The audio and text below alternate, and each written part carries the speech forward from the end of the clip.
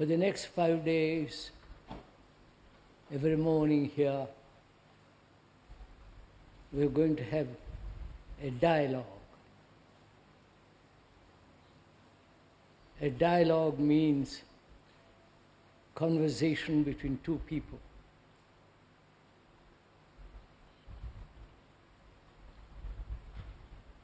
Two people who are concerned about their life, about their way of living, the world about us, and serious enough to resolve their problems. And so they are investigating together through a dialogue. Dialecticism is the art of investigation the truth of opinions. The truth of opinions. That's called dialectics. And opinions are judgments, personal evaluations, points of views, and I don't think you can find truth through those means. But perhaps if we are serious enough and concerned and committed to the investigation of our own problems, not theoretically, not in abstraction, but actually that which is happening. And two friends are talking over together about their problems, investigating and hoping thereby to resolve their problems. I hope that's clear. It's not a talk by the speaker, but together have a conversation, a friendly, not antagonistic, not opposing points of views, but together go into our problems. So that is the intention of these morning meetings here for the next 5 mornings. And I hope we will do that. Now, what shall we talk over together this morning?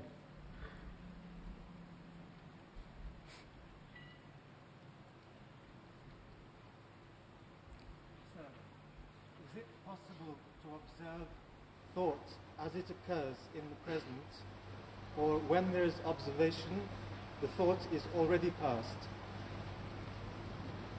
Is it possible to observe thought as it is happening, or to observe thought as it has passed? To observe what is thinking as thought arises and observe that, or investigate thought which has already has happened. Any other? Please, let's put lots of questions and see which is the best of them, and take one and work it out completely together. Go to the very end of it. So that is the first question. Yes, sir. I was hit by a car when I was 17 years old. You are? What's that? I was struck by an automobile Yes, sir. when I was 17. I've had a great deal of difficulty with energy being stuck in this area of my body. Yes. My leg was torn out. Yes, I understand. And I listened to you for quite a few years, understand about not identifying with the problem. I wonder if you could go into personal injuries, mental cripples like me. Could you discuss, have a conversation about physically being incapable or having pain, and does that affect the mind? Yes, sir. Does that affect the quality of thinking, quality of feeling, quality of affection? That's two questions. Who answers?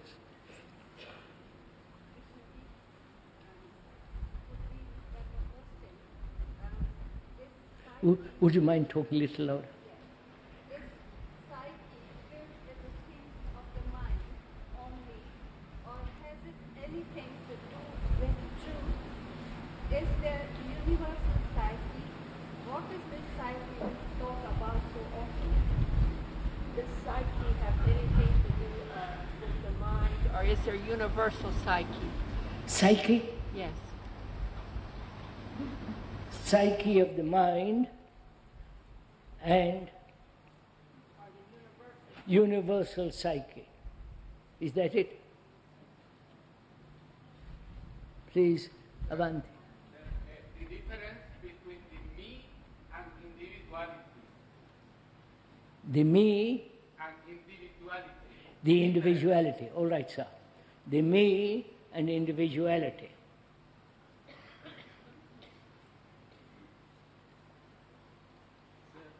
Please tell a little bit more about action, which is not based on thought. Would you talk or discuss, have a conversation about what is action? Whether there is an action which is precise, accurate, and not bring about further actions which will demand greater sorrow, greater problems, and so on.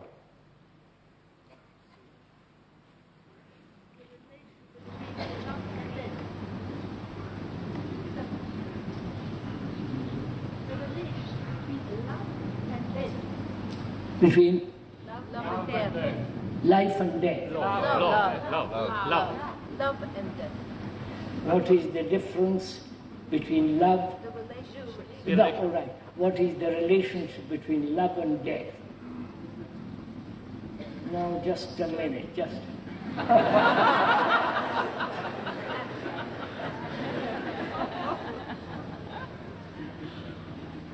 Would you please explore a bit further the relationship between fear and dependence? I'm concerned about dependence in my own life and in my relationship with my girlfriend.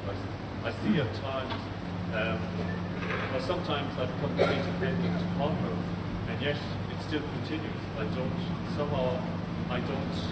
become free of it. Many times I think of just leaving and going away and being on my own, yet somehow I sense that's not the answer, because it will just happen again.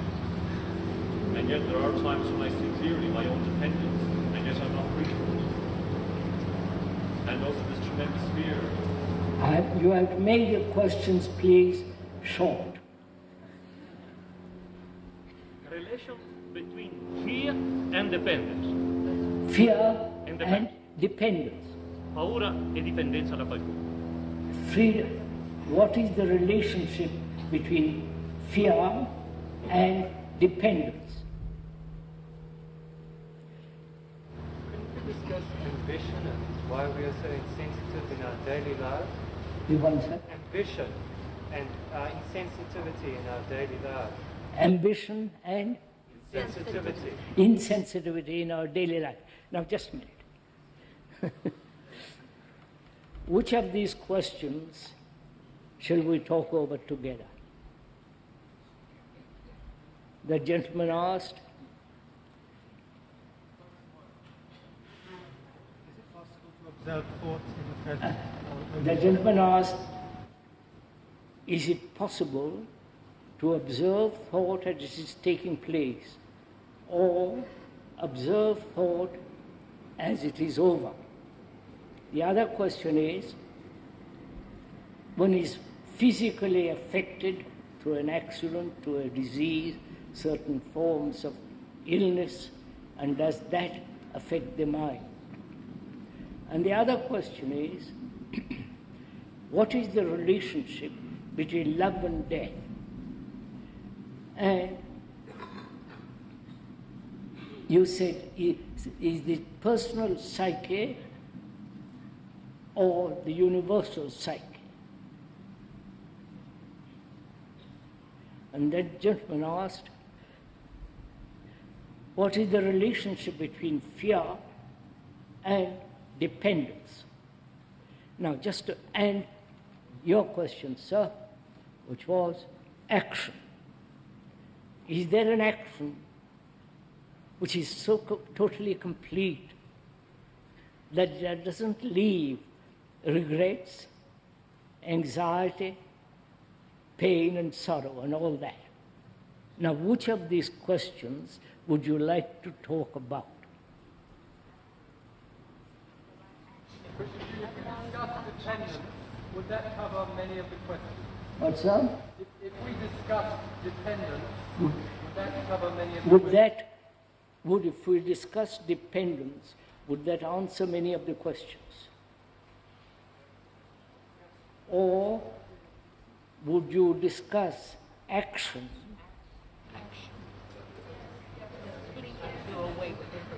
Action in daily life, the doing, the way of behavior, the way of conduct, the way of a relationship in which all action takes place. Is there an action that is so totally complete that it doesn't leave a sad remembrance? Is that the question, sir? The one? Or a good remembrance. Or a good remembrance. No remembrance at all, I think. No Yes. remembrance. Not the opposite. Shall we discuss that? Or do you want to discuss something else?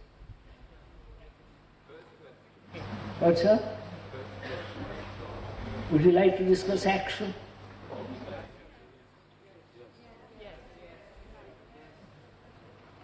Huh? Yes. It's not my, whatever you want.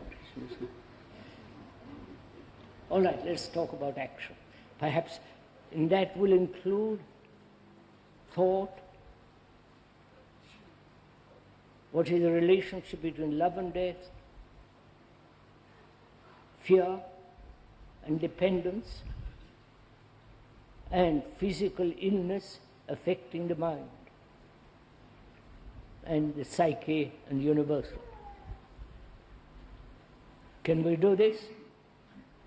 Do you want to do this? Please. Right. What do you mean by action? What do we mean? Please, this is a conversation. Don't go to sleep. This is a conversation between you and the speaker, together. I am not investigating, you're just listening. Together, we are going to find out if there is an action which is so whole, complete, total, that it doesn't leave a single shadow of pain, regret, grief, hurt, and all that. Right? So, what do we mean by action? Please, sir, join with me.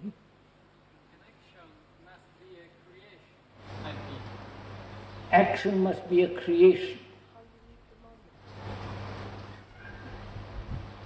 You see, you are now making a statement like action must be creation. We are finished. There is no dialogue. But if we say, that's why I'm asking, please don't offer opinions right off. What you think is action, or hold on to it. Let us take it, examine it, go together. Right, sirs? So first thing is to find out what we mean by that word action. The doing. Do we mean that which has been done, or that which will be done, the action in the past, or the action in the future, or the action which is now taking place. This is action. Action isn't moving from here to there, physically, or taking a hammer and a nail and putting it in a wall, or driving a car. Actual action means that which is happening, right, sir? Not the action which has happened or the action which is going to happen. All this is also action. That which has happened, that which is happening, and that which will happen. Right? Right? Do we agree to this? Please. So, what is the action that has happened? What is it the result of? What is the motive of that action? What is the impetus? What is the conclusion from which an action takes place? You understand? You follow all this, or are you getting tired already?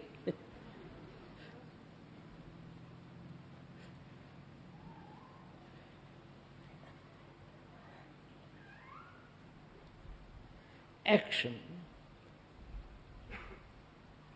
has some kind of motive, pleasant or unpleasant, rewarding or pain, or under pressure, driven by various influences. So one has to find out what we mean by action. Is there an action which is not, which has no motive, which is not under pressure, which is not threatened and therefore act, which is not rewarding and therefore painful? So one has to look at the word very, very carefully, if you are willing. This is a conversation. Right? Most of our actions, as one observes, is based on a remembrance. Right? Or on a desire, or on personal reward or punishment, or an action based on an ideal, or on a belief, and so on. Right?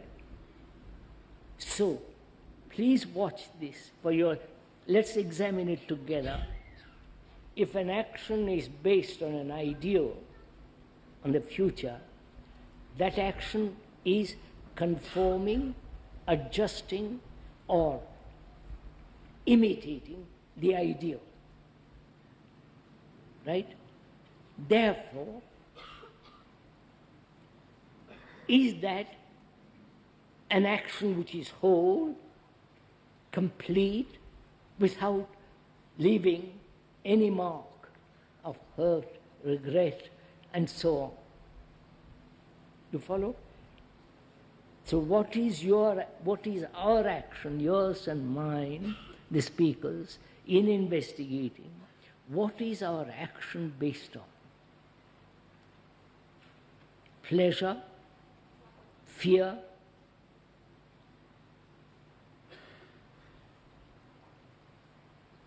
one says, examine it.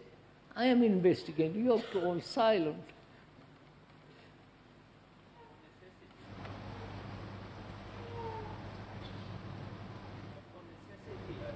What's that? Necessity. Reward, that is a necessity. I need food, so I go to the market if I have money, buy it, that's an action. I need clothes, if I have money, I go and buy it, shelter and so on. So, on necessity, the needs, physical needs, and then psychological needs. Right? Right, sir? Huh? do they exist? Do they exist? Do they exist at all? Do psychological needs exist? That's the question which you're going to find out. There are physical needs and actions, and actions based on what we consider psychological needs. I need somebody to give, one needs somebody to give one comfort. Therefore, dependence and action based on that dependence, right? I need what? As somebody to tell me how to live a different life, and I depend on that person.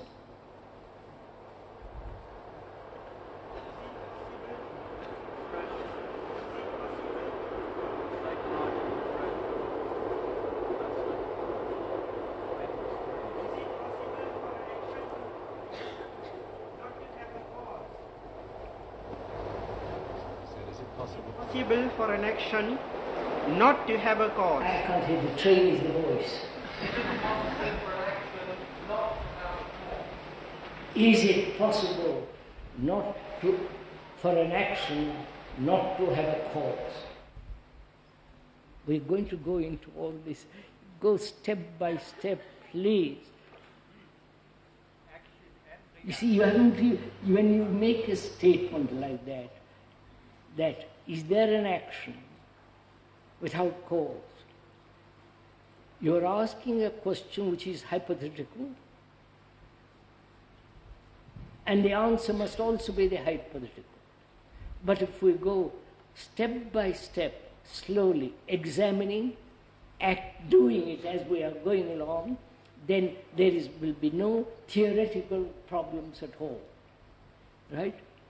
So please have considered, in discussion, in dialogue, don't jump to something.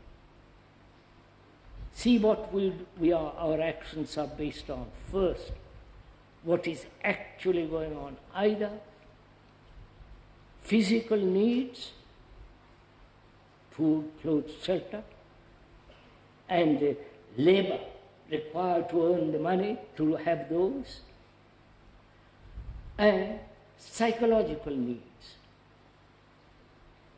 It is a fact. This is what we have. Physical as well as psychological. And action are based on these two, right?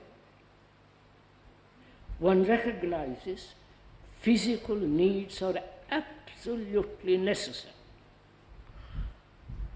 Either you work, factory, digging in a ditch, teaching, carpentry, science, business, doctors, not politicians, and so on. And that is necessary. As society now is organized, we all have to work from morning till night for years and years and years. Just look at the tragedy of it. You may not like it, but it's a fact. One goes to the office, factory, whatever one doing physically to earn money, when you are from the age of 20, 15 till you are almost dying, day after day to the office, and so on and so on. That's how our society is organized. That's a fact. Do we call that action, sir, or is it reaction? Do you call that action or reaction? It is both, because I need food, and if I don't get proper amount of money, labor, I am jealous, anxious, all the rest of it begins. Therefore, it's a reaction. So, there is the physical need. Then, one's actions are based on psychological needs. Please go into it. Is psychological need different from desire? We're coming to that, sir. Is psychological needs, are they different from desire? Perhaps not. Or they are. Let's examine it. Let us first see or recognize and accept as a fact that we need, apparently man needs, human beings need. The need may be false, we'll find out. The need for psychological action based on psychological needs. That is, one needs belief, one needs a certain forms of conclusions, certain opinions, points of view. You need nationality, hierarchical approach, you need all these. Please don't deny it. It's a fact for most people. You may not say, well, I don't need any psychological, I have no necessity, psychological necessities. That would be the most rare thing to say, right? So we must find out for ourselves, do we have these things as a need? Belief,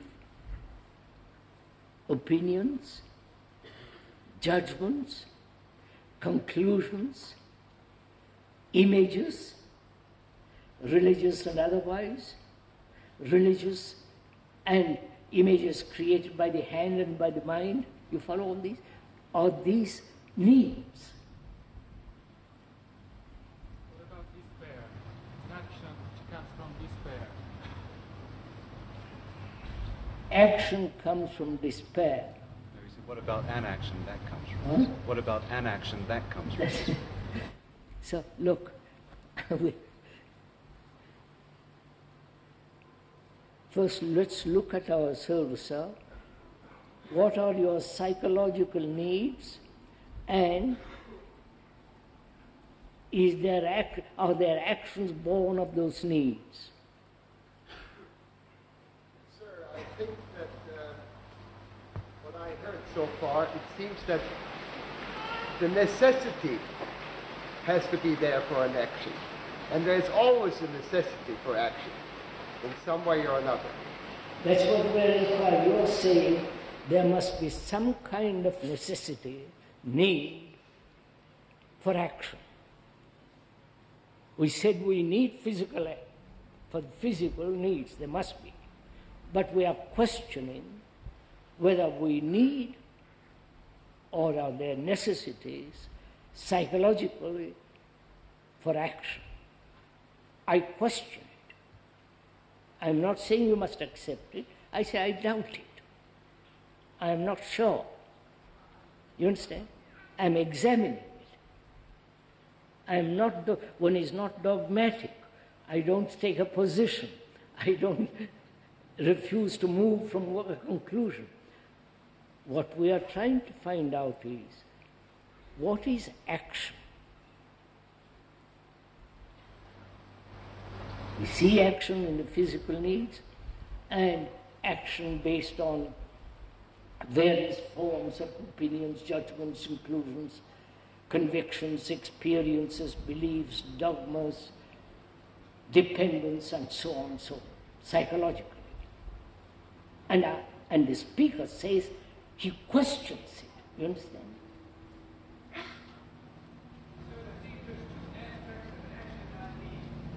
All action is not based on need. If it was, and if it was based on true observation of a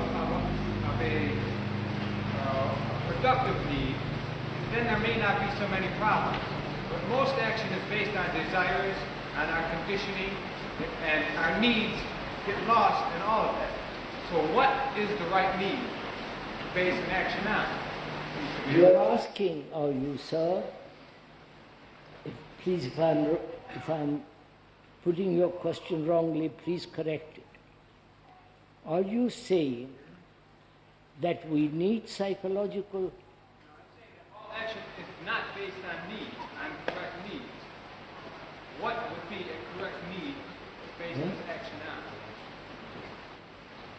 What would determine what is a correct need? Instead of a desire.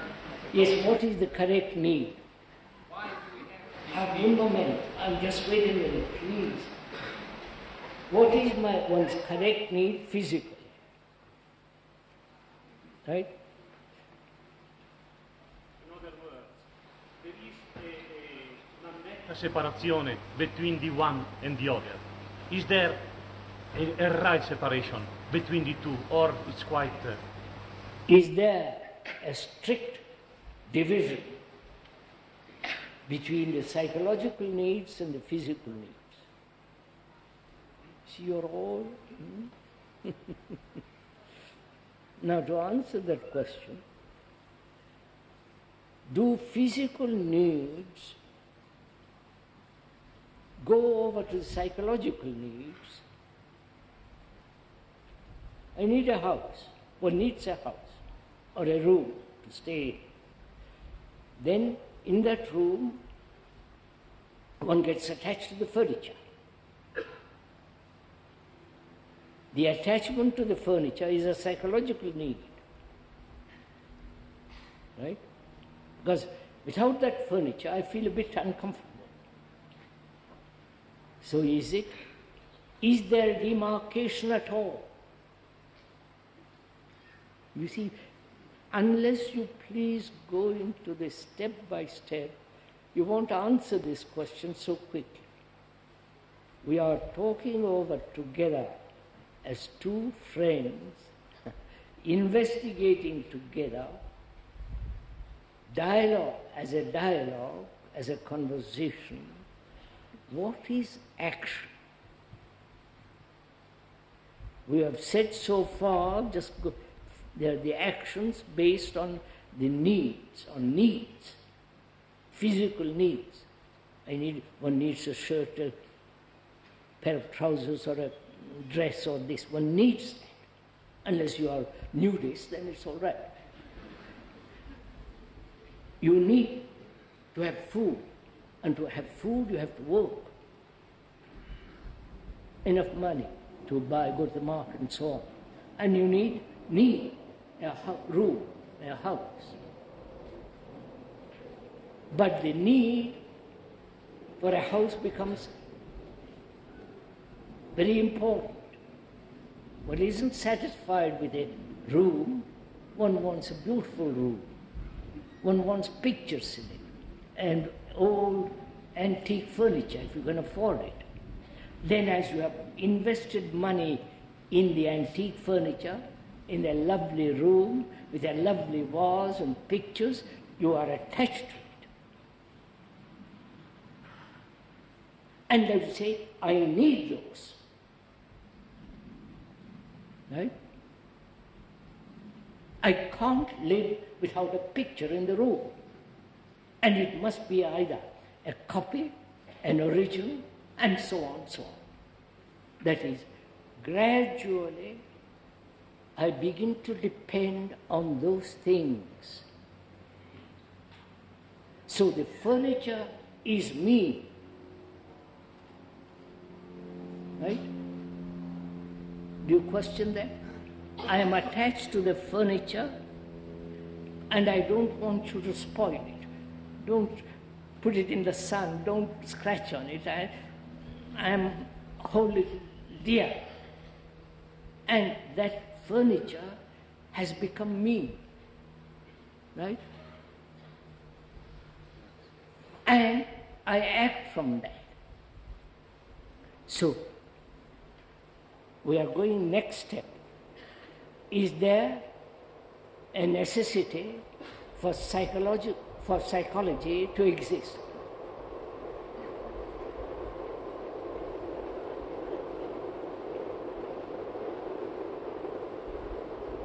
Are there psychological necessities? We say yes, it is a fact. The necessity of a belief, the necessity of dependence, the necessity of sex, the necessity of ambition, achievement, success, right? And on all that, my actions are based. That's obvious, isn't it? Right? Is this all wrong? Well, please look at it yourself in yourself. One goes to India. Sorry. Because one feels the need for instruction, for wisdom, for knowledge, for enlightenment. Because the Western world is too worldly, not interested in religion. And they go to India where there is dirt, romance, and scholar and gurus, and you go. Then you say, I need those. You follow? This is actually what is going on. So we are now questioning whether there are, why we consider that psychologically we need things, right? That's what we are investigating. Don't go back to the physical needs. We have finished it. Now, do we need beliefs?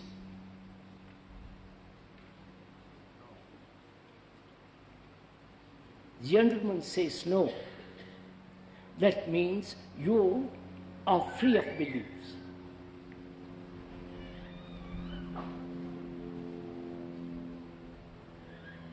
Now you see what we mean by belief. Belief in something that cannot be proved. I believe, one believes in God, cannot be proved. One believes in heaven, can't be proved. One believes that there are people living on the moon, not on the moon, somewhere else. One believes that, it can't be proved. So, we believe in nationality. Right? Right?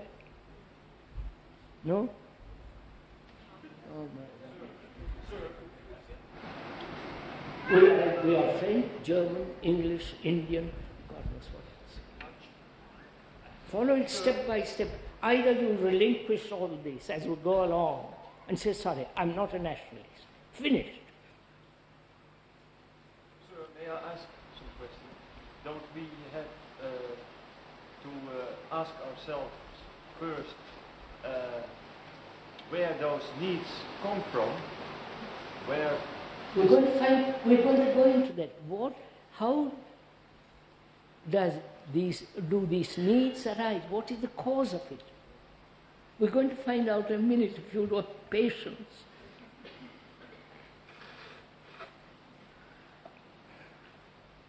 So beliefs have become necessities. Talk to the Catholics, to the Protestants, to the Christian world that believe in a Jesus, Savior, and all the rest of it. They believe. Right? And you go to India, they also have their gods, they believe. So why do they believe? In something that cannot be proved. You understand? That has no validity. Why do they believe? Come on.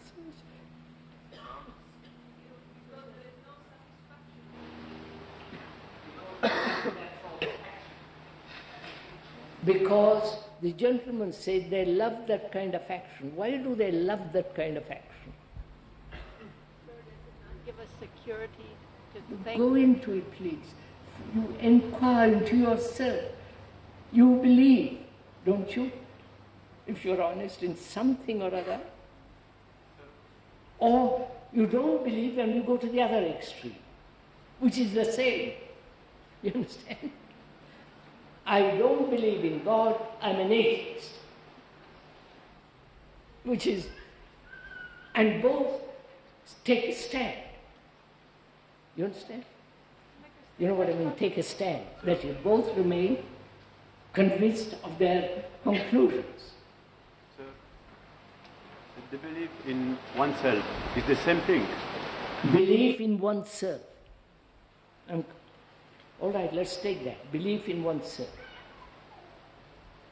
What is oneself? Oh my God.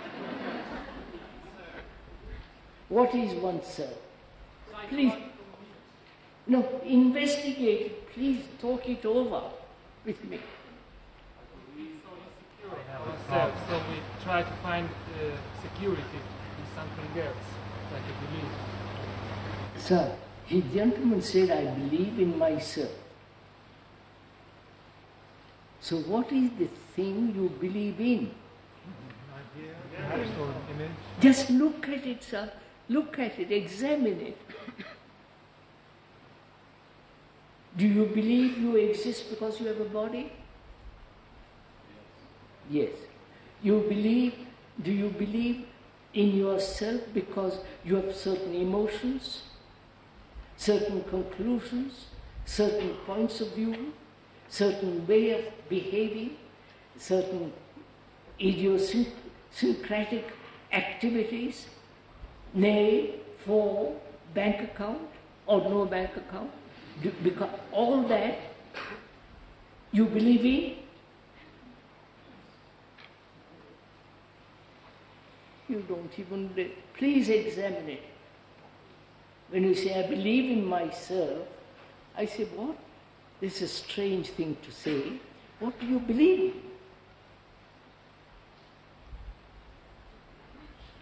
in? In the knowledge that you have acquired? What is myself? Huh? What is myself? That's what I'm examining, madam. Sir, may I suggest that we take an actual example? What's that? May I suggest that we take an actual example? Most of the people who are present in this tent believe that you are enlightened. How do you know?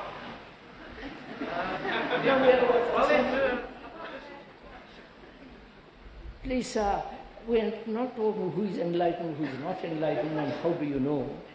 But we are talking about a man who says, I believe in myself. I said, what is this strange conclusion? There I say, who is yourself in whom you believe? Therefore, let's say that I believe that you are enlightened. All right, you sit down there. Qu'est-ce qui ça? May I have a few more words into this?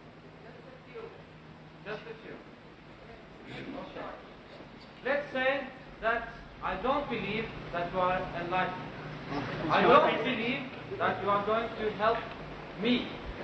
So I don't have the belief that you will in any way help me. Why are you here? I would like to go back. Yeah, why are you here? I'm sorry, sir, I don't...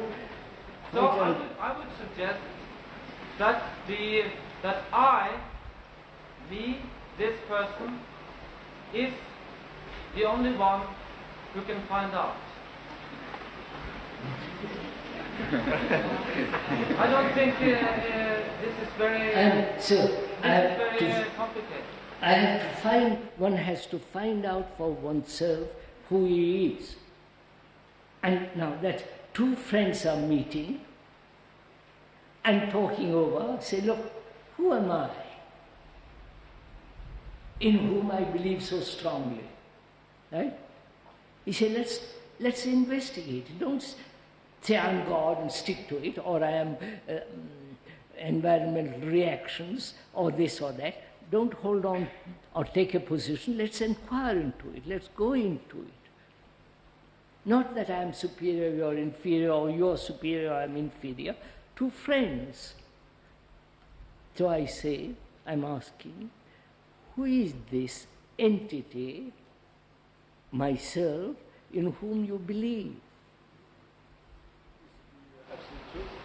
Huh? I can't listen. A piece of the absolute truth. Piece of the absolute truth. Oh, piece of the absolute truth. You see? And then we are finished. There is no discussion possible.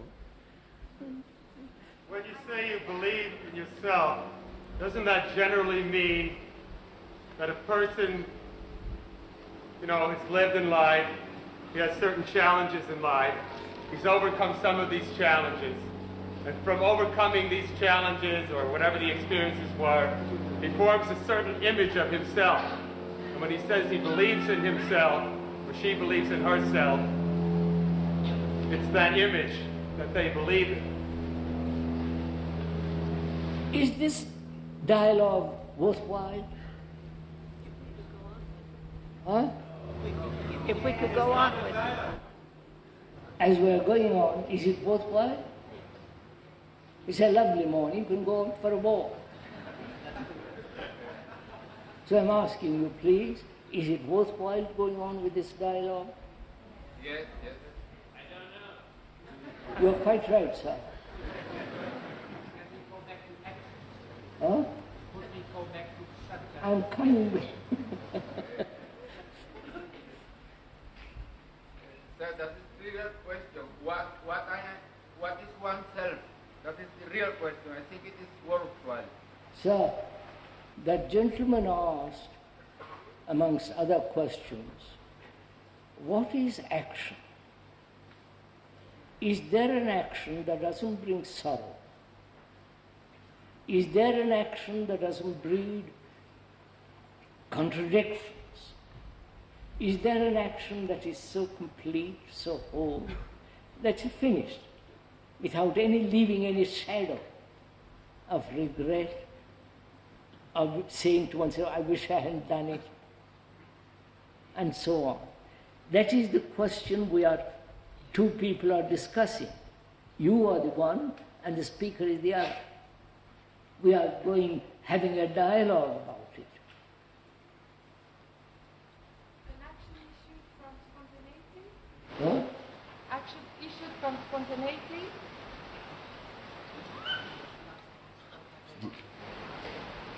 Action is spontaneity, born of the spontaneity. Are we ever spontaneous? You see, you're Sir, this is my action. What's that? What am I to do? I'm going to say that just simple. You see, the gentleman asked, I've had an accident, a car accident, my body is affected, and it's affecting my mind. Sit down, sir. What am I to do? Right? He's asking that question. Because he has to find out. Because in pain, he's confused. He says, tell me what to do. Right? Are we in that position, any of you? Or is it also casual dialogue that you listen and you will do nothing about what you have listened to?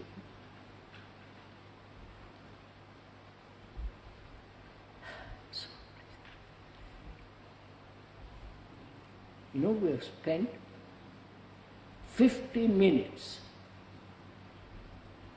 and we haven't come to any point.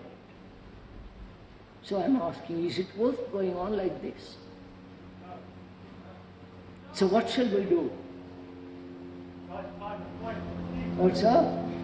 Let's investigate the point that we arrive at when we've been able to discover something to open something up. But that gentleman is concerned about himself, his pain, his anxiety, his nervous reactions from this motor accident. He's concerned. He doesn't want theories, he doesn't want about enlightenment, all that business. He said, tell me. Right? And are you like that in that position? Not, I hope you are not an accident. But are you in that position? Say, look, I want to find out. I want to give my life to find out. If there is an action which is really old, right? So, are you giving your life to it? Or just sitting on the river's bank and looking the waters go by, never entering in the stream? There is no action complete. So as very few are concerned really about it.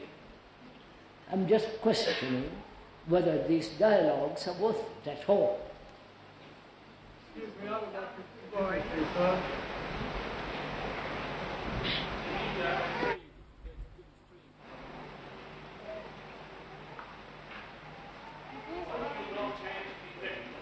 Discussion.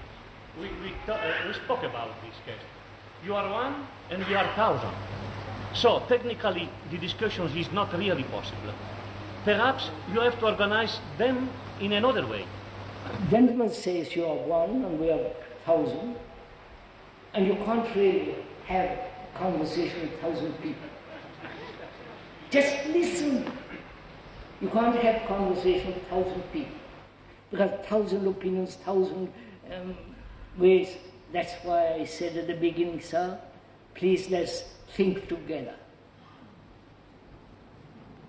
Let us put aside our problems, our opinions, our judgments, our way of thinking, our conclusion. Put all this aside, let's think together. You won't even do that. And when we meet 2 or half a dozen, it'll be the same problem. We have done all this. In India, in Holland, in America, groups, small groups, big groups. But nobody gives his life to find out. Just discuss one problem? Can we not just discuss one problem? I am doing one problem.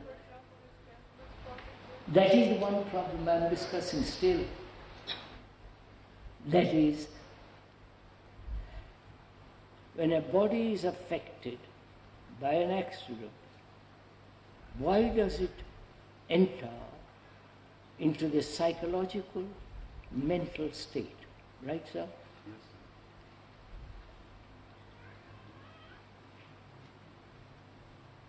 Haven't you such problems?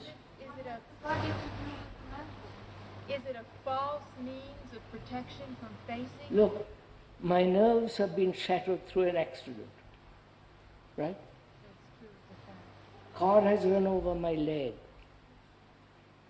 and that leg is paralyzed. I can't walk properly.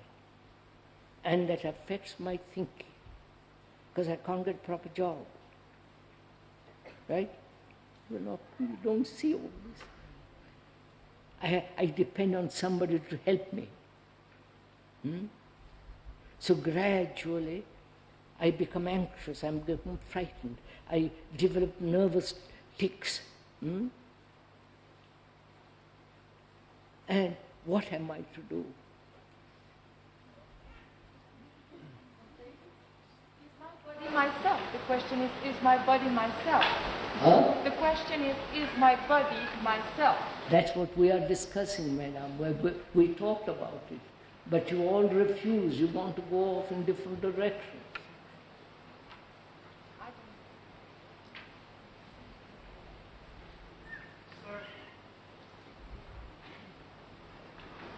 Sir, I would like to suggest that there are a lot of us here who are in the same situation as the gentleman, but not physically. Yes, in other ways, we are cripples also. Yeah, the gentleman says there are a lot of us here in that position, but not physically. Right? Now how will you talk over it, have a dialogue?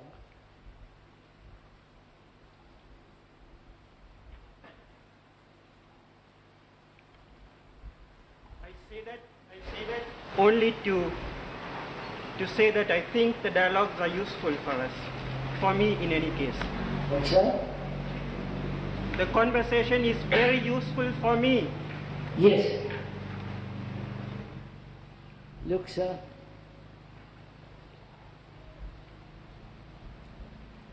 one's problem is both psychological and physical, right? Right? One is affected physically, and therefore the nervous organism has been upset, crippled, and it affects my thinking, one's feeling, and one is frightened. That's one problem, which is the result of a physical accident. And the other is, equally one is crippled, psychologically, right? Psychologically one is crippled by belief, dogma, and all the rest of it. Dependence, attachment, fear, and so on. Now, can we see these two facts first, not move away from that? The fact one is physically crippled and the other psychologically blunted, crippled. Now what shall we do? Or you say, I'm perfectly healthy, therefore I walk out. That's all right too. You understand? You understand what I'm saying? Are you in that position? Say, sorry, I'm not crippled physically, I'm not mentally, psychologically, affectionately, I'm not, there's no ugliness, there's nothing crippled, and therefore I'm perfectly healthy. Right? That's a very rare person. So we have got these two questions. What is the action? Please follow it. What is the action with regard to the one who has had physical calamity, which is affecting his nerves and therefore his brain, his thoughts, his emotions and all the rest of it, result of an accident, and the other, psychologically crippled and equally frightened, equally nervous, equally inhibited, equally anxious, and developing neurotic attitudes, right? Both are similar. One you think is physical, the other is psychological, but both are similar, right? Right, sir? Now, what is the action with regard to this one thing physically affecting the nerves and the brain, and the other crippled by tradition, crippled by belief, crippled by attachment, crippled by various pressures, job, you follow? They both come to the same thing, right? Do you see that? Please. It is though these two are not separate, they are one, right? One is physical, one is psychological. The physical brings about the psychological results, which is what is happening to most of us, which is psychologically we are crippled. Now what is the action? Right? Right, sirs? Shall I go on with it? Yes. You see? Conversation, you and I, together sharing it. Sir, from this would I have an insight that... No, just a minute, madam. Look, what... I will go into it, but we are going into it together. Not I go into it, you listen, then make an idea of it, and then pursue it. We are doing it together now. Right? So monsieur, right, he's going to sleep. I'm going to it.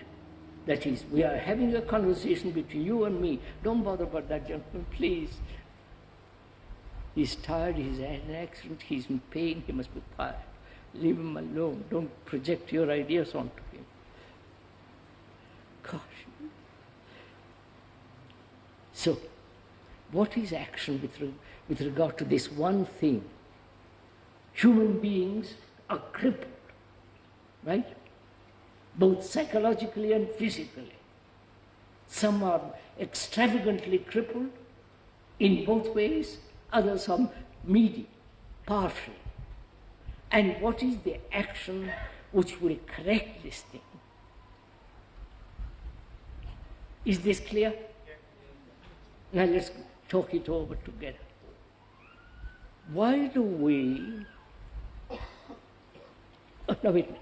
Which is most important, the psychological aspect of this or the physical aspect of this?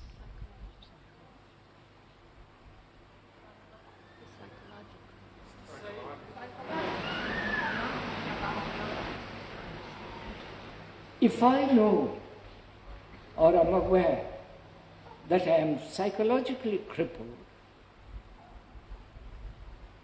and because I am psychologically crippled, it gradually affects my body. I have nervous responses, my nerves are on edge, and gradually develop a sense of isolation. Follow? All the rest of it follows. If I am physically, it is the same thing. So, I am saying which is more important to consider? First, the psychological state of being crippled or the physical state of being crippled. Do you understand? To which do we give importance? I know the man, who had an accident. He said, for God's sake, don't talk to me about psychology. I'm in pain. I've had an accident. If I'm psychologically well, I am do better my physics and my being. I'm asking you, sirs and ladies, which do you give importance? To the physical or psychological? Psychological, both of them. Careful. If I am physically affected, would I consider psychology? See the difficulty. I've been run over, I'm crippled, and it's affecting my mind. My mind has already been affected by society, by my parents. You follow? Only this incident has added more to it. So, which is more important? I don't neglect the physical, right? I say I'll go into it first. I'll go into it after I've understood whether I'm crippled psychologically or the physical is making me crippled psychologically. So, I'm investigating being psychologically crippled. The result of a physical accident, the result of living in a monster society, wrong kind of education, wrong kind of acquiring knowledge and so on, that has crippled my mind. So I say, psychologically, if I can understand the whole structure of the psyche, then I can attend to the physical. But the man who is in pain, he says, no, please give me some kind of drug, some kind of opiate, some kind of thing that will quiet me down. Right? Then the doctor is important, not me. Right? But if it is psychological state, a psychological crookedness, unclarity, crippledness, I think that can be cleared. You follow? That can be completely be whole. Then with that clarity of mind, I can attend to my physical aids. Do we agree to this?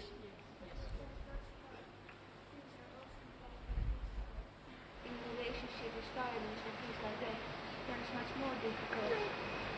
And then you have an action, when the action moment is immediate and later goes down again, with a regression, then you get a vicious circle that you feel it much more, you feel the pain much more, it's because it's the regression and you have the image of the good time before that one.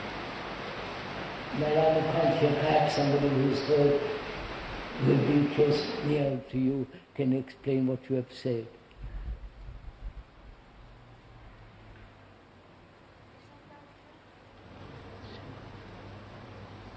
Nobody is willing to translate, so I can't help.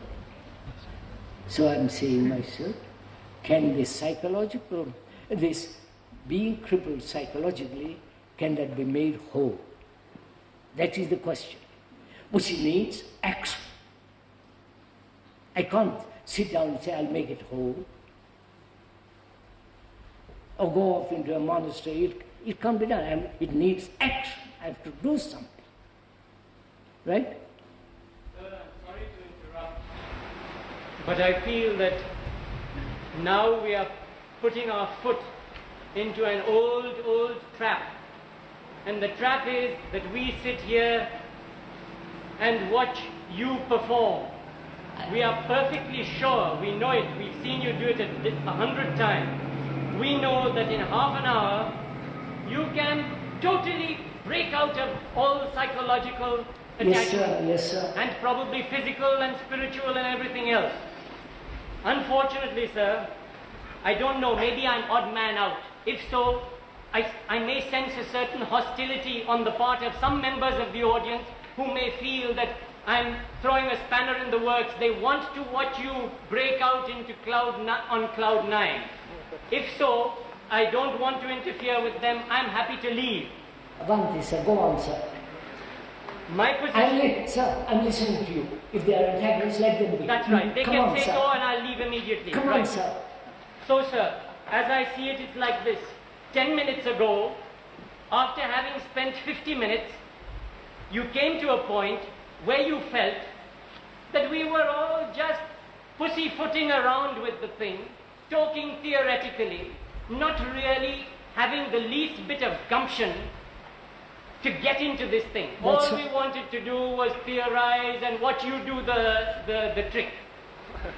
Then, in despair perhaps, you seemed to have washed your hands of the whole thing, resigned yourself to the fact that we were a lot of useless nincompoops, and decided to have a dialogue with yourself, which is what you have been doing for a long time.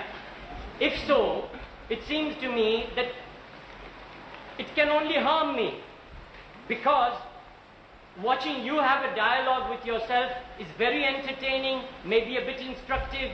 I've seen you do it a lot of times. But it's not going to get me anywhere. No, sir. Quite right. Since it seems as though this is the only choice, either we've got to have the gumption to have a proper guts, a real dialogue with you, which means we've got to care about this thing, which means we have to stop saying how much benefit we're getting and please go along and carry on and nobody should interrupt and so forth. I mean, even when our friend Christian interrupted and said that he feels that most people here look on you as an enlightened person. You didn't want to go into all that, but it's perfectly true. We do look on you as an enlightened person. Unfortunately, the fact that we do so means that we can't listen to you at all. That's all. And I don't think we are listening to you. Yes, sir, I know this. So now just tell me what I should do, put me out of my problem. Because to carry on sitting here, I feel I just have to listen while you do your act. It's a marvelous act. I want to be in that chair. I don't want to listen to you do it. I know you can. Sir, I made it perfectly clear. All normal talks that please there is no authority. Don't say what other is enlightened and all the rest of that business. I said, look at yourself. Right, sir? Be serious, be committed, put your whole mind into it. Right? Quite right, sir. I have been saying this at every meeting. I don't blame you at all, sir.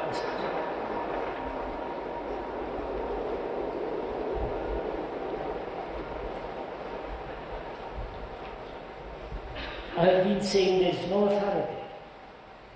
I have been saying, please, the speaker is not at all important. You are important as a human being. Let's talk about that. But apparently, we don't do that. So what shall we do? I don't know. I do know. You do know. What is it, sir?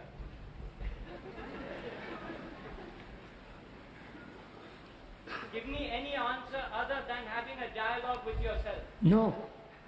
I don't want to have a dialogue with myself. I can in my room or on my walks or with some few people, I can have that dialogue.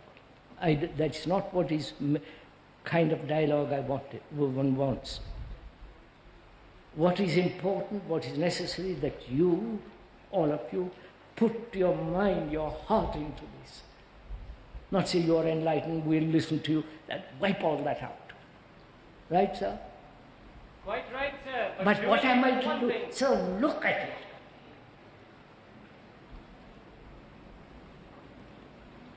I keep on, the speaker keeps on insisting on this.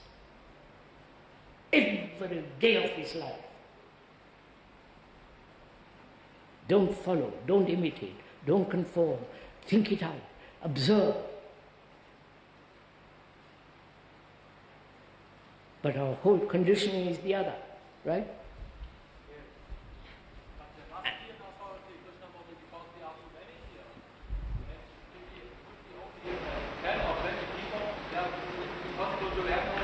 Is it a question of too many people?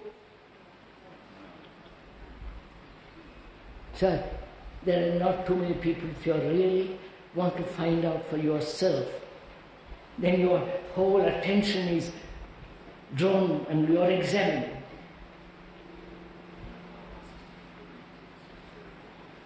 President, somebody must be in charge. We believe that, and so it stops us from really listening. I'm not the chairman. I'm not taking charge of each one of an audience. I say, please, let's work together. I say, let's think together.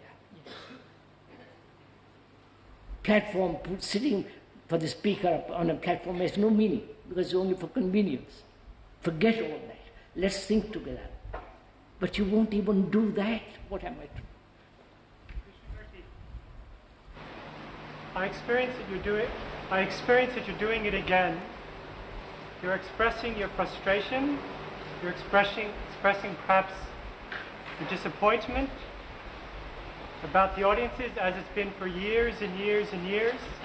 I think the same thing will probably happen tomorrow and the day after. I'll be finished quickly. I've been waiting to meet you or to experience you in person for quite a while. I read a book written by Ron Landau about his meeting with you maybe 30 or 40 years ago.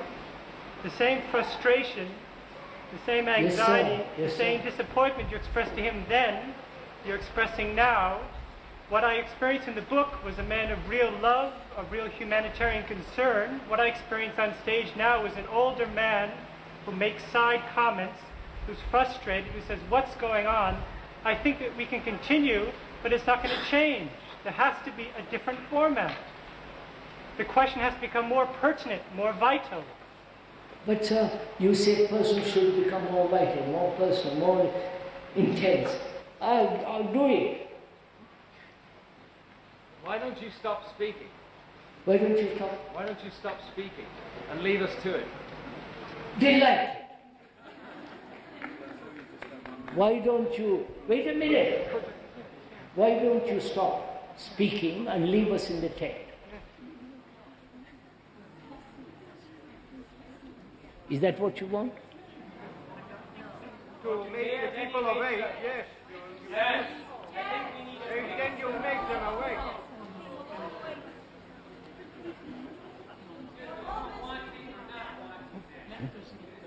think a couple minutes ago we were talking about psychological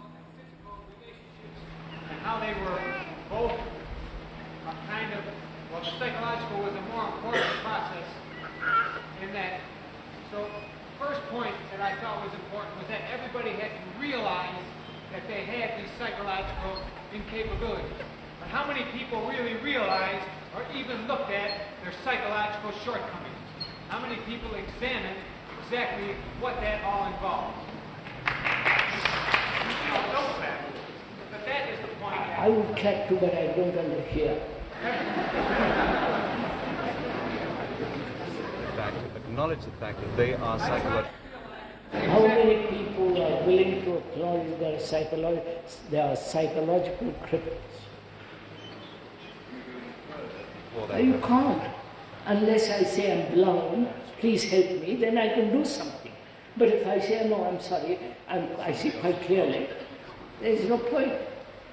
Sir, you were sometimes saying, trying to get people to realise that you were psychologically crippled. And I felt that at that time I was in touch with all my own psychological fears and hate and everything. And then you're saying, well, the question burning inside me was what to do, how to get over it. And I'm still asking that question. I'll point it out to you and you have to do it yourself. Is that right? Yes. Huh? Will you listen then? And do it. Huh? How do you know? What? It won't happen.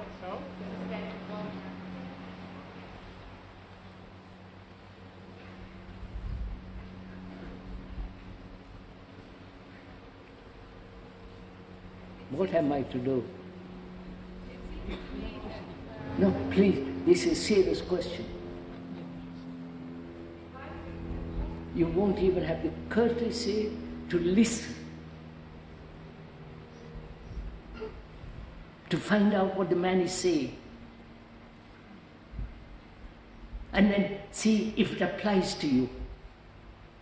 If it applies to you, then say, let me put my energy, my guts, my whole heart into it to be free of it. You don't do that. What am I to do? If you do it, so much the better. Huh?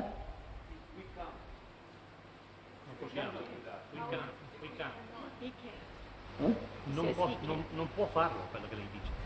I can't do what you're saying. Can we ask why the people who cannot do that and who keep on coming here year after year, they come here to say they cannot do it, but why can't they do it? Can they tell us why they can't do it? I'll go in, sir. It'll become another dialogue with myself.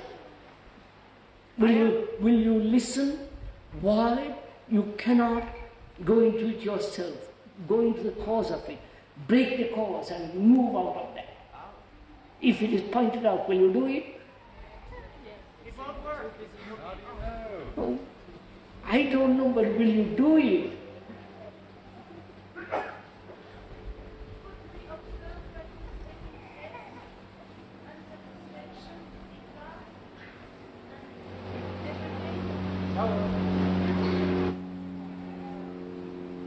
I want to be a good carpenter.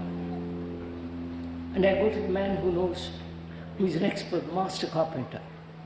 Or I learn from the scientist. Because I want to be a scientist. I want to learn. I want to have a clear mind. But apparently you don't. Or you go halfway and stop.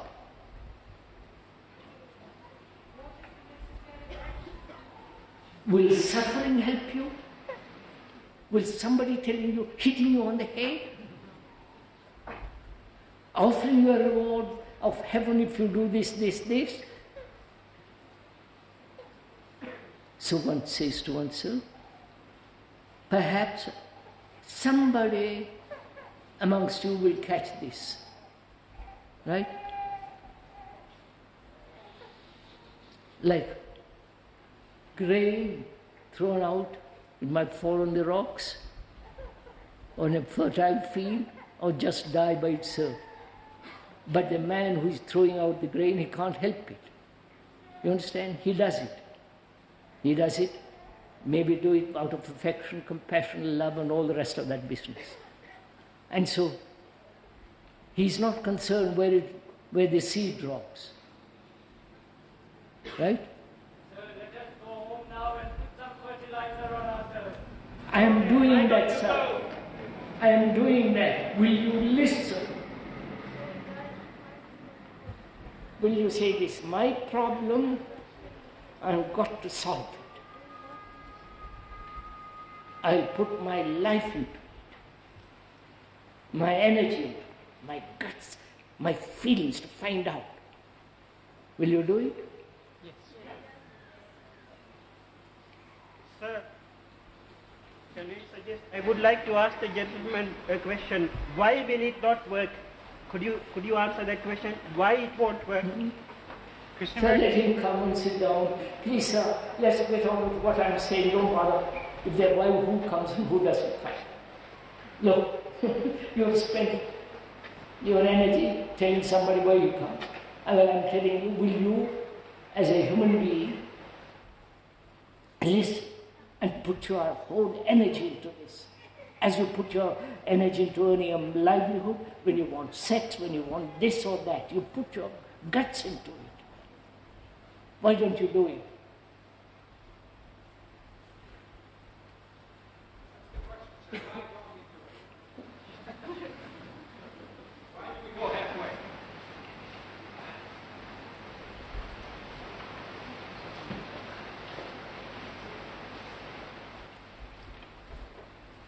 See, by the end of nearly 2 hours, an hour and a half, we haven't even discovered for ourselves.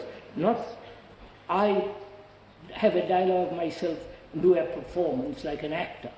I am not that. I would walk out of this tent if I feel it was hopeless.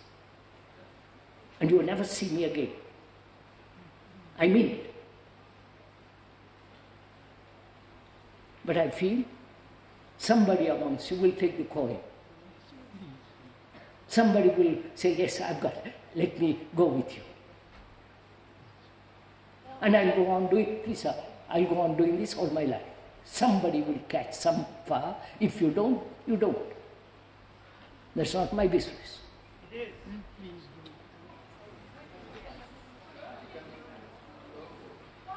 Just take a peek up at it again.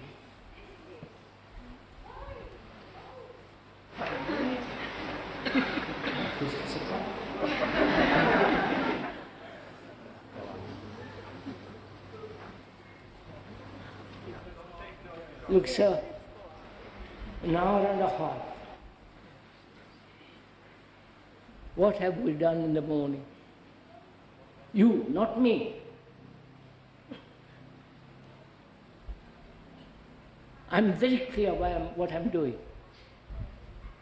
Whether 2 people listen or 1,000 listen, I'll go on. Or nobody listens, it doesn't matter, I'll go on. So leave me out of it. But if you are willing to listen, go into it. We'll go together to the very depth of it. But you must give your energy. It's like those people having their own particular guru and coming here and say, yes, I'll listen to you. Or having their own opinions, conclusions, and not letting them go. Our relationship is together. You understand? You and the speaker together. Take a walk into the whole psychological world. This is not my performance, it's you. You have to act. Right?